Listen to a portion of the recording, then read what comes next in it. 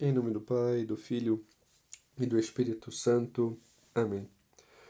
Hoje ouvimos Nosso Senhor anunciar-nos um roteiro para a vida de santidade.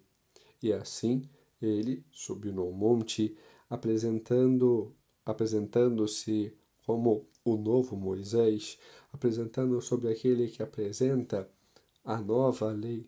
E por isso Nosso Senhor então anuncia o seu discurso subindo ao monte e no sermão da montanha apresenta este discurso. E o primeiro deles é este convite à santidade, este,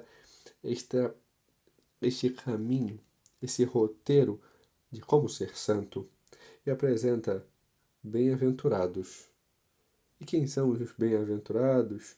Os pobres, os aflitos, os mansos, os que têm fome e sede, os misericordiosos, os puros de coração, os que promovem a paz, aqueles que sofrem injúrias e aqueles que são perseguidos.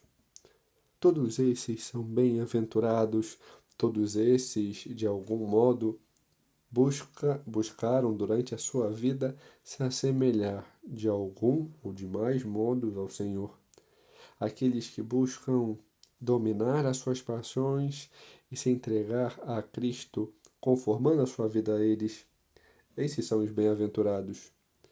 Mas nosso Senhor nos diz que aqueles que são perseguidos, aqueles que anunciam a verdade em virtude desse anúncio da verdade, do anúncio de Cristo, são perseguidos, se assemelham àqueles que foram perseguidos antes, aqueles profetas, e assim aponta de certa forma para a primeira leitura, aonde Elias apresenta esse contexto de perseguição, aonde diante da incredulidade de um rei de Israel que deveria crer que foi colocado ali para reinar em nome daquele que é o rei de Israel, Deus não fazia.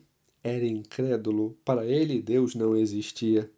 E diante de uma ameaça, diante do apontamento que não irá chover, não virá mais nada sobre a terra, nenhuma água, passarão a terra de Israel por sede, diante dessa incredulidade, para que possa ser purificado e despertado de que aquele que é o Senhor, aquele que governa Israel e governa tudo o que fora criado, tem poder sobre tudo, tem poder sobre os homens, sobre a vida, sobre a natureza. E assim quebrar a incredulidade de Acais. E diante disso, diante desse anúncio, é necessário, nosso Senhor o abriga, pois é necessário que ele saísse de Israel, pois ainda havia mais o que ele deveria anunciar. Então, nosso Senhor o manda sair, ele fica escondido e então bebe da torrente e os pássaros levam-lhe comida. Com isso, vemos este sentido da perseguição diante da verdade. Perseguição essa que também nós sofremos. Diante do anunciar a verdade do Evangelho ao mundo, quantas vezes não somos ridicularizados? Quantas vezes não fazem chacotas? Quantos de nós não passaram por chacotas porque vamos à missa? Porque acordamos cedo no domingo para ir, para estar com o Senhor? Quantas vezes não sofremos chacota porque buscamos ir à missa todos os dias e assim receber o Senhor todos os dias, pois não é só o alimento que passa, que nos alimenta, não é só de pão que o homem vive, mas da palavra, é do alimento espiritual, da palavra que se fez carne nos alimenta com o pão descido do céu, a Eucaristia, eis o alimento da nossa alma. Quantas vezes não fomos ridicularizados por, às vezes, estarmos portando algo religioso? Quantas vezes o mundo, diante de tantas profissões, não ridiculariza e cerceia não pode usar tal camisa, não pode usar tal pingente no cordão, não pode deixar nada de religioso aparecer. Se usa uma imagem na mesa de trabalho, não pode. E assim vai cerceando umas outras coisas, extremamente normal e permissivo, tudo pode, o mundo tudo pode. Assim vemos esta perseguição também daqueles que anunciam a Deus nas pequenas coisas.